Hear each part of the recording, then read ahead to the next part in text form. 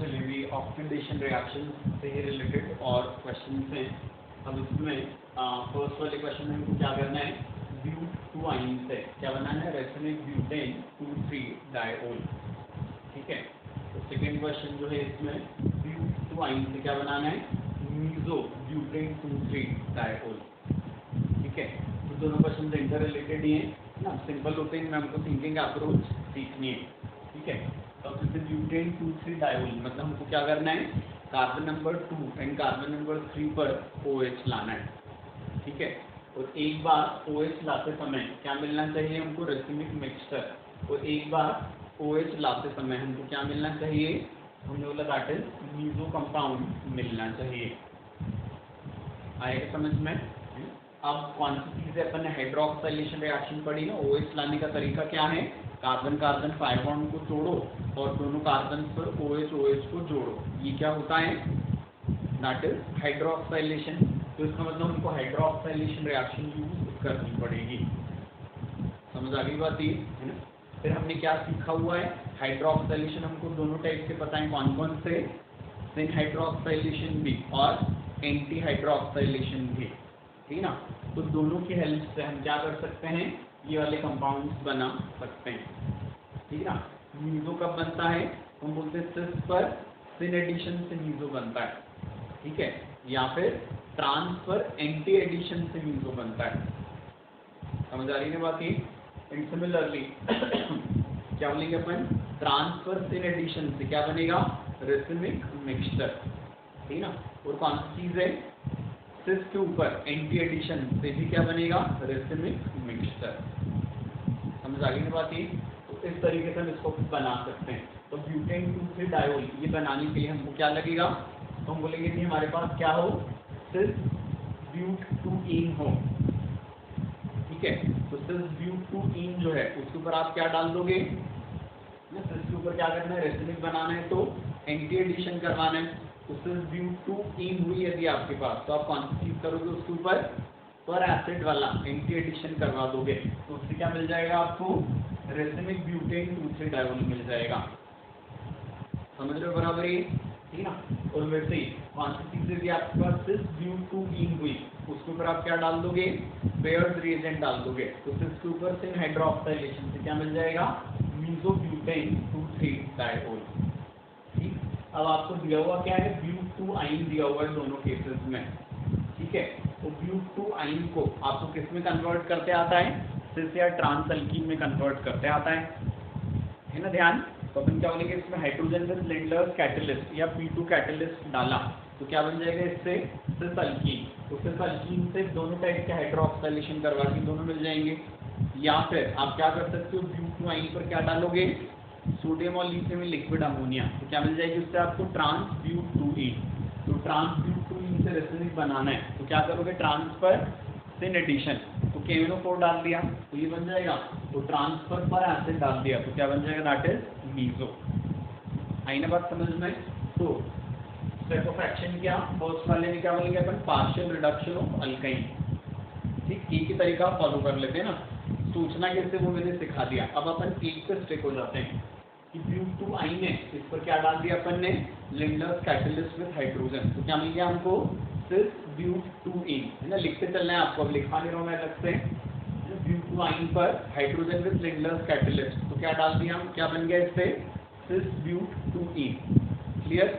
अब सिस से रेसिनिक बनाना है तो सिस ब्यूट 2-इन पर आप क्या डालोगे, पर acid RCO3H followed by H3O positive.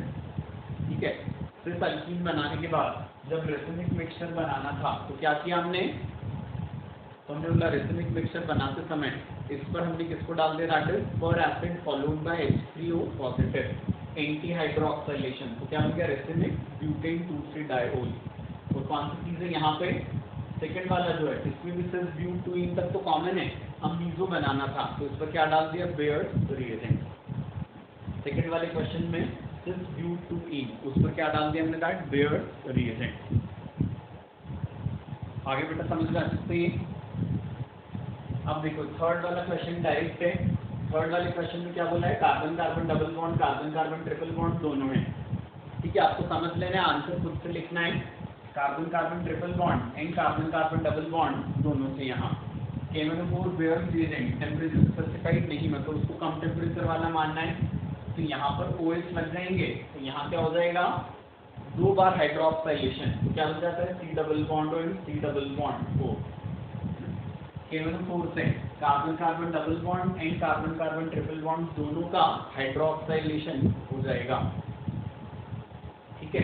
Carbon carbon double bond में कार्बन कार्बन पाई बॉन्ड टूटकर OH एंड OH लग जाएगा, ठीक है, और कार्बन कार्बन ट्रिपल बॉन्ड में 2 OH, तो लॉस ऑफ वाटर से C double bond O and C double bond O बन जाएगा।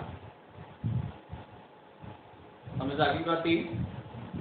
इसके बाद फिर क्लियर है आपसे से अब आगे बोला आपने को इसी क्वेश्चन में कि इसको पर एसिड से ट्रीट किया, RCOOH प्लस H2O2 क्या होता है, इन situ जनरेशन ऑफ पर एसिड। तो पर एसिड के बारे में हमने क्या पढ़ा था कि कीमो सिलेक्टिव होता है, carbon carbon double bond and carbon carbon triple bond दोनों हों तो ये हाइड्रोक्साइलेशन करेगा किसका, that is of C double bond C only. और इनफैक्ट यहाँ पे तो अपने को H2O पॉजिटिव दिया ही नहीं, तो रिएक्शन कहाँ पर ले जाकर छोड़ देंगे अपन, इपॉक्साइड पर। समझ आ गई बात? ये क्या हो जाएगा, C डबल बॉन्ड ये मतलब कार्बन कार्बन पाई बॉन्ड तोड़कर क्या बना देंगे यहाँ पर हम, epoxide, C triple bond C unaffected रह जाएगा, C ट्रिपल बॉन्ड C क्या रह जाएगा, अनअफेक्टेड। आगे समझ में? इसके बाद फिर इसमें क्या है, कंपाउंड में 2 पाई बॉन्ड्स हैं, रिएक्शन किससे करवाएंगे, दैट इज विद पर एसिड, ठीक है।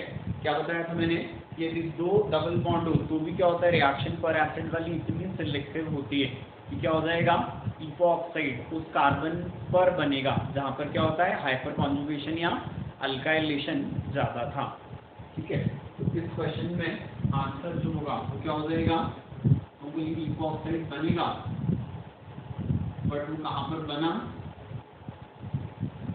हमने बोला यहाँ जहाँ पर क्या था, हाइपर कॉन्जुगेशन ज़्यादा या अल्काइलेशन ज़्यादा, क्योंकि ये वाली जगह कैसी थी, more oxidation sensitive due to high electron density. Clear है अच्छे से? अब इसके बाद SiO2 ये क्या करता है, तो ये रिएजेंट अपन ने थियरी में नहीं पढ़ा था, क्वेश्चन के लिए जानबूझ के छोड़ा हुआ था क्योंकि अदरवाइज इग्नोर्ड रह जाता है। हम बोलेंगे अलाइलिक कार्बन पर क्या ले आता है, ये OH ले आता है। SiO2 जो होता है ये कैसे ऑक्सीडेशन करेगा, तो हम बोलेंगे अलाइलिक कार्बन पर क्या ले आता है, ये OH ले आता है, ठीक है। कंपाउंड में जो 2 अलग अलग अलाइलिक कार्बन हों तो हम क्या बोलते हैं, ऑक्सीडेशन। बार बार एक चीज बोल रहे हैं कि oxidation is related two electron density, जहाँ इलेक्ट्रॉन डेंसिटी ज़्यादा होती है वहाँ ऑक्सीडेशन ज़्यादा आसान होता है, because oxidation is what, that loss of electron. तो जहाँ इलेक्ट्रॉन डेंसिटी ज़्यादा तो हम बोलेंगे यहाँ पर ज़्यादा रहेगी, क्योंकि यहाँ पीछे क्या लगा था, CH3 which is electron releasing group. समझ आ गई बात? ये तो यहाँ पे 2 तरफ अब वो हो सकता था ना, OH आ सकता था अलाइलिक कार्बन पर, तो वो इस कार्बन पर आया क्योंकि यहाँ पर इलेक्ट्रॉन डेंसिटी ज़्यादा है। क्लियर बात? ये इसके बाद 7th वाला क्वेश्चन जो ये रीजनिंग का क्वेश्चन है कि भाई DMS is preferred reducing agent in ozonolysis. ठीक है, IIT में भी आया हुआ है क्वेश्चन रीजन में, तो बोलते हैं DMS जो होता है ये प्रेफर्ड रिड्यूसिंग एजेंट इसलिए है कि DMS के साथ क्या होता है, जो साइड प्रोडक्ट बनता है वो DMSO बनता है। नहीं लिखते चल रहे हैं आपको साथ में समझ के। DMS जो होता है ये कौन सी चीज़ देखी थी हमने कि ओजोनॉइड में ये जो एक्स्ट्रा वाला ऑक्सीजन था जिसको मैंने किसके साथ भेजा था, दैट इज विद जिंक। यदि हमने DMS लिया तो ये एक्स्ट्रा ऑक्सीजन किसके साथ जाएगा, DMS के साथ। तो DMS में ऑक्सीजन मिला तो ये क्या बन जाता है, DMSO, डाइमिथाइल सल्फोक्साइड। ध्यान पहचानते हैं इसको, बताते हैं पोलर इलेक्ट्रोटिक सॉल्वेंट। ठीक है, तो कौन सी चीज़ है, ये ऑक्सीजन DMS में मिलकर क्या बना लेता है, DMSO बना लेता है। ठीक है, अब रिएक्शन में जो अनरिएक्टेड DMS होता है ये क्या होगा, हाईली वोलेटाइल। तो क्या हो जाएगा, रिएक्शन खत्म होने के बाद जब हमको प्यूरिफिकेशन करना होता है प्रोडक्ट का तो हमको दूसरी सारी चीज़ें हटानी पड़ती हैं। तो जो अनरिएक्टेड DMS होता है ये हाईली वोलेटाइल होने की वजह से क्या होगा, यहाँ से काफ़ी आसानी से उड़ जाता है। ठीक है, और जो साइड प्रोडक्ट DMSO बनता है ये क्या होता है, हाईली वाटर सोल्यूबल होता है। तो इसको वहाँ से रिएक्शन मिक्सचर में से हम वाटर के साथ एक्सट्रैक्ट कर लेते हैं। ठीक है, तो DMS लेने से क्या हो जाएगा, तो हम बोलेंगे DMS लेने से प्यूरिफिकेशन वाली प्रॉब्लम्स जो होती है ये काफ़ी कम हो जाती हैं। समझ आ गई बात ये? डीएमएस लेने से क्या हुआ, तो हमने बोला प्यूरिफिकेशन वाली प्रॉब्लम काफ़ी कम हो गई। समझ आ गई बात अच्छे से, है ना? तो 5 चीज़ बोली हमने, डीएमएस प्रेफर्ड रिड्यूसिंग एजेंट इसलिए है क्योंकि डीएमएस लेने से क्या हो जाता है, हम बोलते हैं purification problems are minimized. How these are minimized? So we say unreacted DMS can be very easily evaporated from the reaction mixture as it is highly volatile. Unreacted DMS can be very easily evaporated from the reaction mixture as it is highly volatile. While the side product DMSO,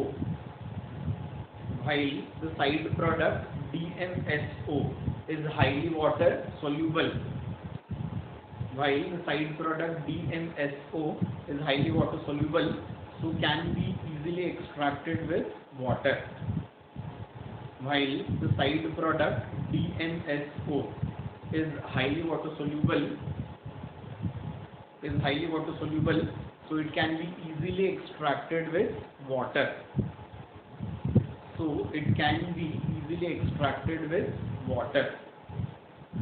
आगे समझ में अच्छे से। अब इसके बाद next वाला question जो है, इसमें क्या बोले आपने को ओजोनोलिसिस, लेकिन इस बार ओजोनोलिसिस में क्या दे दिया हमको, that is TiCl3 along with ozone, है ना? इसको भी ध्यान से लिखना है। ओजोनोलिसिस करवाते समय ओजोन के साथ हमको क्या दे दिया गया, इस बार TiCl3 दे दिया गया। और जो रिएक्टेंट था इसमें बेंजीन थी और एक साइड चेन में क्या था, इट वाज डबल बॉन्ड। ठीक है, हम क्या बोलते हैं कि ओजोनोलिसिस में TiCl3 डाल देते हैं तो फिर क्या हो जाएगा, एरोमेटिक कंपाउंड को ओजोनोलिसिस नहीं होता एक्सक्लूसिवली, अब क्या होता है, साइड चेन का ही ओजोनोलिसिस होगा। आई के बाद समझ में? TiCl3 क्यों डाला जाता है, तो हम बोलेंगे यदि किसी रिएक्टेंट में क्या है, एरोमेटिक रिंग थी, वो साथ में क्या था, दैट वाज साइड चेन में डबल बॉन्ड, और हमको ओजोनोलिसिस एक्सक्लूसिवली किसका करवाना था, साइड चेन डबल बॉन्ड का। तो TiCl3 काम करवाता है, ये ओजोनोलिसिस किसका नहीं करवाएगा, एरोमेटिक रिंग का ओजोनोलिसिस ये नहीं करवाता। समझ आ गई बात ये? ध्यान से लिखना, प्रोडक्ट तो आपको आई जाएगा बना पे, क्या बन जाएगा, इधर बेंजल्डिहाइड और उधर क्या निकल जाएगा, दैट इज फॉर्मल्डिहाइड। ठीक है, तो ओजोन के साथ TiCl3 डालने पर रिएक्शन में एक्सक्लूसिवली क्या मिलता है, तो हम बोलते हैं एक्सक्लूसिवली मिल जाएगा benzaldehyde plus formaldehyde. Benzene ring जो होती है उसका ओजोनोलिसिस बिल्कुल भी नहीं होता, है ना? ये ओजोन के ऑक्सीडाइजिंग एक्शन को माइल्ड करवा देगा ना TiCl3, इस वजह से ऐसा होता है। तो एरोमेटिक कंपाउंड्स का ऑक्सीडेशन वैसे डिफिकल्ट होता है। आ रही है बात समझ में? तो इस वजह से क्या हो जाएगा, रिएक्शन से साइड चेन डबल बॉन्ड पर ही होती है। क्लियर है अच्छे से? अब इसके बाद में लास्ट क्वेश्चन है कि C14H12 ये हाइड्रोकार्बन था, ये हाइड्रोकार्बन दो ज्योमेट्रिकल आइसोमर्स में एग्जिस्ट करता है। ठीक है, क्या बोला है कि C14H12 ये एक हाइड्रोकार्बन था जो दो ज्योमेट्रिकल आइसोमर्स में एग्जिस्ट कर रहा था, जिनको A और B बोला। A और B दोनों का ओजोनोलिसिस करवाने पर ना क्या मिलता है हमको, सिर्फ बेंजल्डिहाइड मिलता है। A का और B का दोनों का जब ओजोनोलिसिस करवाते हैं तो दोनों के लिए ओजोनोलिसिस से क्या मिलता है हमको, तो हम बोलते हैं दैट इज बेंजल्डिहाइड। ठीक है, आप कौन सी चीज बोली जा रही है आगे कि A के ऊपर जब कोल्ड KMnO4 मतलब क्या डाला, बेयर्स रिएजेंट, तो क्या मिल रहा है इससे, मीजो। ठीक है, और B के ऊपर भी जब कोल्ड KMnO4 डाला तो इससे क्या मिला, that is racemic mixture. B के ऊपर जब क्या डाला हमने, KMnO4, तो इससे क्या मिल गया, दैट इज रेसिमिक मिक्सचर मिल गया।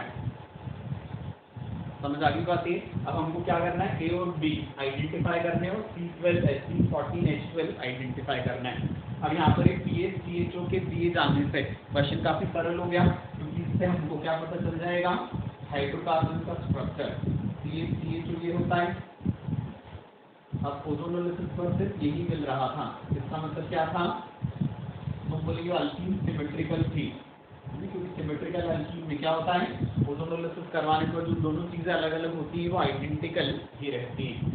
ठीक है, तो अब कौन सी चीज हो जाएगी, तो बोलेंगे इनको O लिख दिया और O लिख दिया, तो क्या मिल गया हमको, ये डाइफिनाइल इथिलीन, या इसी का अपन ने नाम पढ़ा था, अपन ने हेलोजनेशन रिएक्शन, वो हेलोजन का एडिशन पढ़ रहे थे, क्या दैट इज स्टिल्बीन। ये स्टिल्बीन का क्या हो जाएगा, सिस फॉर्म, और इसी का दूसरा आइसोमर क्या हो जाएगा, हम बोलेंगे हो जाएगा इसका ट्रांसफॉर्म। ठीक, अब क्या बोला जा रहा है कि ए के ऊपर कोल्ड KMnO4 क्या करवाता है, सिन हाइड्रोक्साइलेशन, OH OH on the same side. तो ए के ऊपर सिन हाइड्रोक्साइलेशन करवाने से मीजो मिल रहा है, तो क्या बोलते हैं अपन, सिन से मीजो मिले तो ए क्या हो जाएगा, दैट इज सिस। सिस के ऊपर सिन एडिशन से क्या बनता है, मीजो। ठीक है, तो ए जो होगा वो क्या हो जाएगा, ये वाला आइसोमर, समझ गए। और बी के ऊपर क्या डाला था सर, कोल्ड KMnO4, मतलब क्या हो जाएगा, इससे मिल जाए अपनी को रेसिमिक मिक्सचर, तो ट्रांस के ऊपर सिन एडिशन से क्या मिलता है, रेसिमिक मिक्सचर, तो बी क्या हो जाएगा, दैट इज ट्रांस।